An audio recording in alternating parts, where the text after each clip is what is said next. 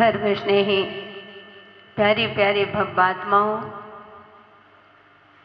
आचार्य कुंद कुंद स्वामी श्रावक और साधु की चर्या का व्याख्यान करते हुए रेणसार में बहुत सुंदर बात करते हैं। भव्यात्माओं, कल हमारी चर्चा चल रही थी कि जो धर्म कार्यों में विघ्न डालते हैं उसका फल हमने देखा था क्या होता है। यह तो दुखों का भाजन होता है, दुर्गति आदि का पात्र होता है और नरकों में उसका निवास होता है। इसलिए बंधुओं, कल हमने समझा था कि कभी भी हमें भगवान की कोई भक्ति कर रहा है, ऐसे कार्य मत करो कि उसको विघ्न बन जाए।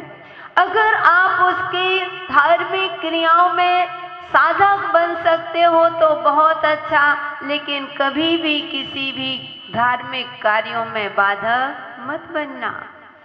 रेणसार ग्रंथ पढ़ रहे हो, कुंद कुंद स्वामी महाराज कह रहे हैं, आज तक हमने परिवार को अपना माना, परिवार से हम स्नेह करते हैं, रिश्तेदारों से स्नेह करते हैं, हम अपने बच्चों से स्नेह करते हैं, बीवी से स्नेह करते हैं, पड़ोसियों से स्नेह करते हैं। ऐसा कौन सा है जो हमारे दोस्त वगैरह हों जिससे स्नेह ना करते हों।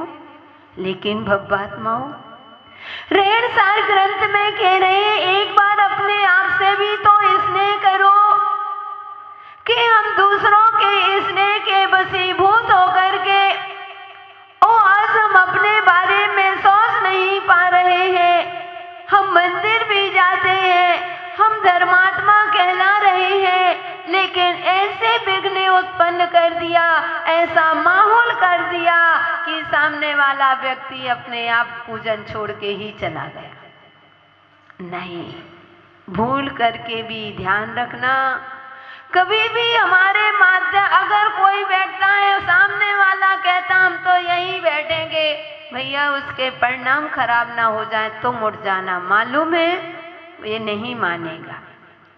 बहुत सारे लोग आते हैं, विघ्न डालने के लिए आते हैं और तुमको भी ना खुद करेंगे ना दूसरों को करने देंगे। ऐसे बहुत सारे संसार है, मैं गुवाहाटी की बात नहीं कर रही हूँ, संसार में भांति भांति के लोग होते हैं। अगर कोई पूजन वंदना करने आया है, मालूम है कि ये विघ्न डालेगा, इसलिए तुम उसके निर्मल अपने परिणाम निर्मल करना। उसने कहा मैं पहले पार्टी में बैठूंगा, लो भैया कोई बात नहीं, आप आगे बैठ जाओ, हम पीछे बैठ। अगर आपने कह दिया कि नहीं हम तो यहीं बैठे थे पहले से, क्यों नहीं आए, वो चार बातें तुमको सुनाएगा, तुम्हारे भी परिणाम खराब होंगे और उठ के घर चला जाएगा। तो कर्म, कितना कर्म का बंध होगा। आया था भगवान की भक्ति के लिए, लेकिन हम मानते हैं सब अपने कर्मों का फल है, उसकी भी ऐसी करनी होगी, लेकिन हम निमित्त क्यों बने। वो आगे बैठ गए थे, उन्होंने मुझे थाली नहीं लगाई थी, भैया पहले दे देना इन लोगों से, क्योंकि जिसकी गलत ही धारणा बनी है वह ऊधम करने के लिए ही आया है, वह तो विघ्न डालने के लिए ही आया है। और आप उससे बहस करने लगे तो आप जैसा मूर्ख कोई नहीं हो सकता। हमने एक बार बताया था कि कभी भी मालूम है गलत व्यक्ति है, ये गलत जगह यहाँ आकर के यह गलत करेगा, सबके परिणाम खराब करेगा, ऐसा करेगा, उससे अपन को बचना है, उससे अपन को बहस नहीं करना है। और वो भी धार्मिक अनुष्ठानों में, धार्मिक क्षेत्रों में तो करना नहीं। कह देना भैया आज हमारा उपवास है। किसका उपवास है? कसायों का उपवास है, हम कल मिलेंगे। कल वो तो नहीं मानता है, कह देना कल आ जाना, हम तुम्ही से पालना कर लेंगे, लेकिन आज उपवास है, क्योंकि अपने परिणाम निर्मल। तो बहुत सारे लोग होते हैं अज्ञानता के वशीभूत होकर के उनसे बहस करते हैं, तो हम कहेंगे तुम, वो तो मूर्ख है लेकिन आप महामूर्ख हैं। बोलो क्यों? बोलो माता जी वो तो आए थे, उन्होंने तो बीच में आकर के विघ्न डाला, तो फिर जब 4 बातें कहते हैं हमको भी गुस्सा आ जाता। नहीं, आप सम्यक दृष्टि हो, आप रहनसार ग्रंथ पढ़ रहे हो, आप गुरुओं की वाणी पर विश्वास कर रहे हो, आप भगवान के भक्त हो। अपन को अच्छे बनना है, उनके जैसे अपन को थोड़ी बनना है। क्योंकि एक बार क्या होता है, एक गधा था और एक हाथी था। अब दोनों में बहस हो रही थी। गधा कहता है कि आकाश का कलर नीला काला है और हाथी कह रहा है कि आकाश का कलर नीला है। अब दोनों में इतना बहस हो गया, इतना बहस हो रहा है, अब कौन करे। लेकिन गधा कह रहा नहीं, आकाश का कलर काला ही होता है। वो हाथी भी अपनी जिद में, क्योंकि वह बिल्कुल सत्य बोल रहा है कि मैं आकाश का कलर कैसा है, नीला है। क्यों सभी लोग कहते हैं चलो मान जाओ, वह हाथी कहता नहीं, मैं बिल्कुल सत्य बोल रहा हूं कि आकाश का कलर नीला है। चलो भाई निर्णय करें। अब उनका जो मुखिया, कौन है मुखिया, राजा कौन है, जानवरों का राजा शेर, वो शेर के पास जाता है, अपने राजा के पास जाता है और राजा से कहता है, पहुंचा अपनी अपनी बात रखते हैं। वह राजा कहता है क्यों लड़ रहे, तो वह शेर हाथी कहता है कि मैं इसलिए आपके पास आया हूं क्योंकि ये गधा कहता है कि आकाश का कलर कैसा है, काला है, और मैं कह रहा हूं आकाश का कलर नीला है, इसलिए। और ये मुझसे बहस कर रहा है। वह शेर था, वह दूसरे से कहता है सबसे पहले इसके हाथी की पिटाई की जाए। तो वह हाथी कहते हैं मेरी पिटाई क्यों की जाए, मैंने तो सत्य बोला।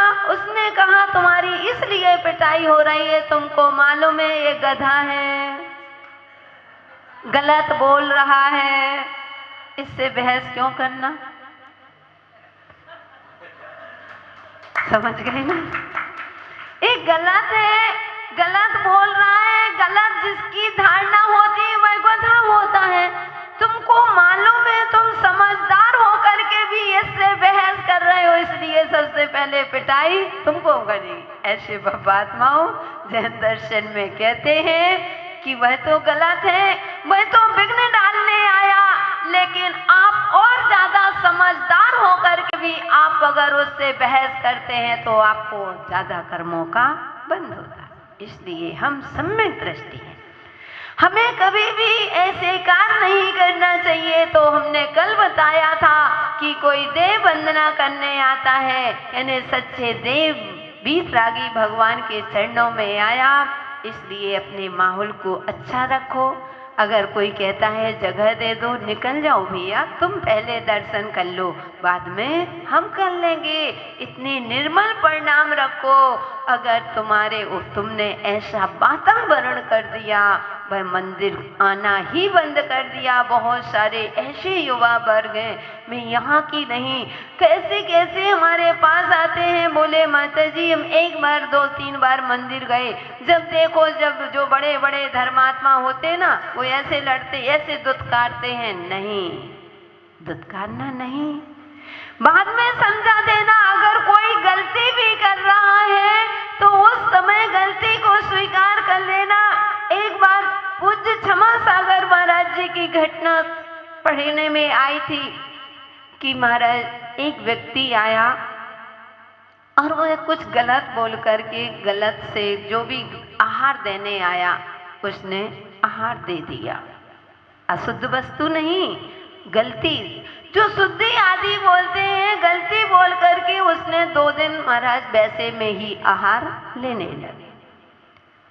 तीसरे दिन, चौथे दिन जब वह रोज आने लगा तो महाराज ने उसको विधि बताई, देखो आहार है। अरे महाराज, मैं इतनी गलती कर रहा था, आप पहले से ही के उसी दिन टोक देते।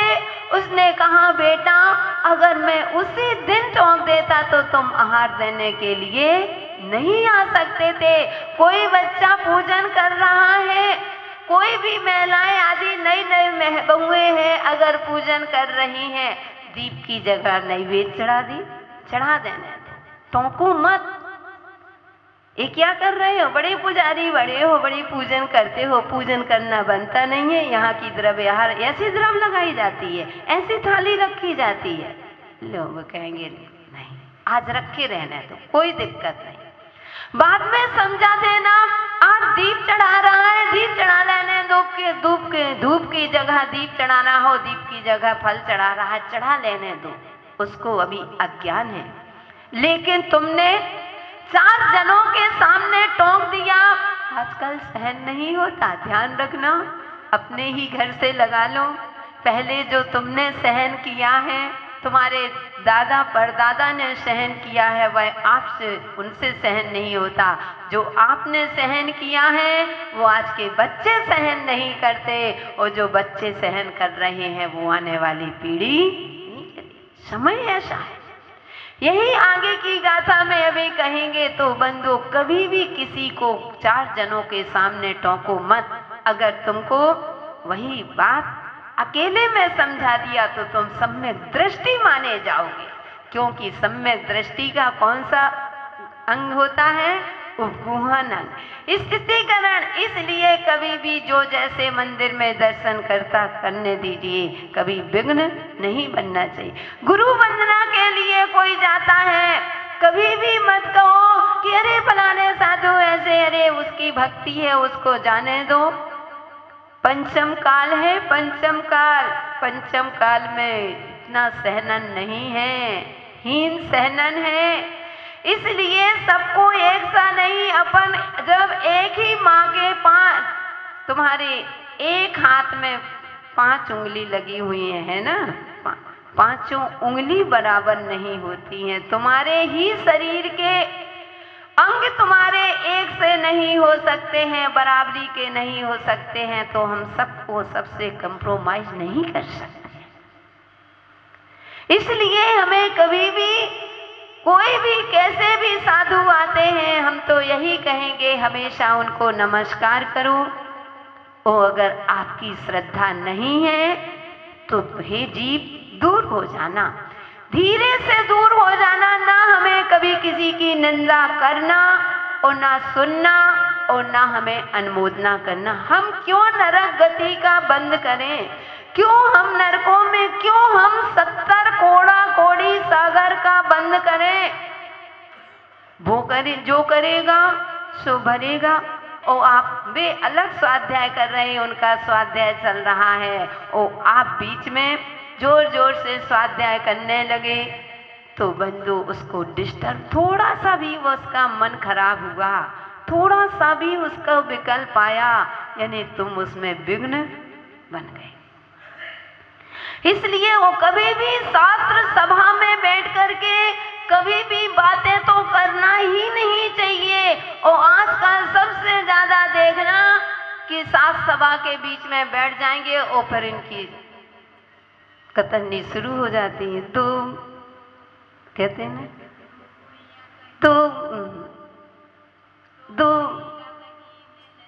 दो महिलाएं जब बैठती हैं तो आपस में दो बुढ़ियां कहीं मिल जाती हैं, आपस में चर्चा करती हैं, वो अपनी कहें बहुओं के रोने रोती हैं। अरे कहने वाला कहता गया और गाने वाला गाता गया, फिर इसके बाद एक धारा बोले तुम क्या बोले सुन।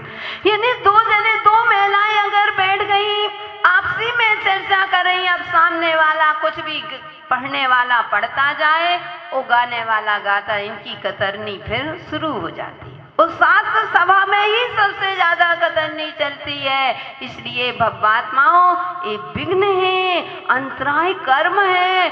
हम अपने कर्मों को स्वयं बांधते हैं। इसलिए जब भी मंदिर में आओ तो मौन लेकर के आओ, मौन से मतलब मूक बन के नहीं, भक्ति मूक बन के नहीं होती है। भगवान की भक्ति करो, स्तुति करो, स्वाध्याय करो, लेकिन व्यर्थ व्यर्थ की बातें कभी भी नहीं करना चाहिए।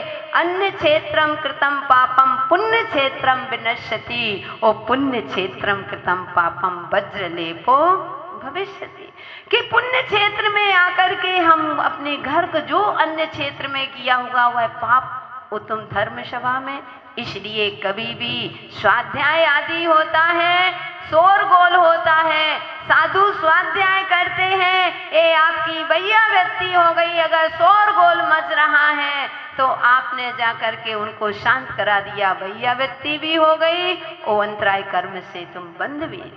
अब स्वाध्याय चल रहा है, प्रवचन चल रहे हैं, आए वो जोर जोर से घंटी बजा रहे हैं, डिस्टर्ब हो गए। क्या हुआ?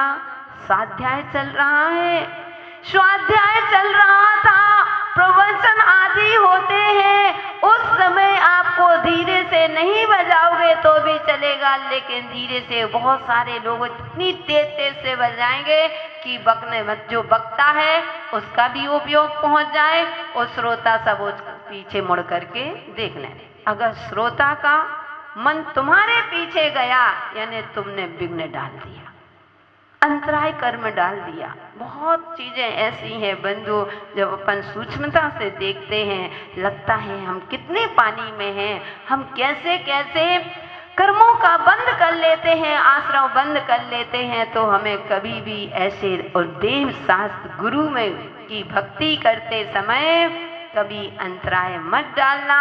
और इसका परिणाम क्या होता है? तो कहते हैं कि इनमें देव शास्त्र गुरु के भक्ति में, स्वाध्याय में जो विघ्न डालते हैं वह नरक गति और त्रियंच गति के दुखों को भोगना पड़ता है। इसलिए इसको समझें।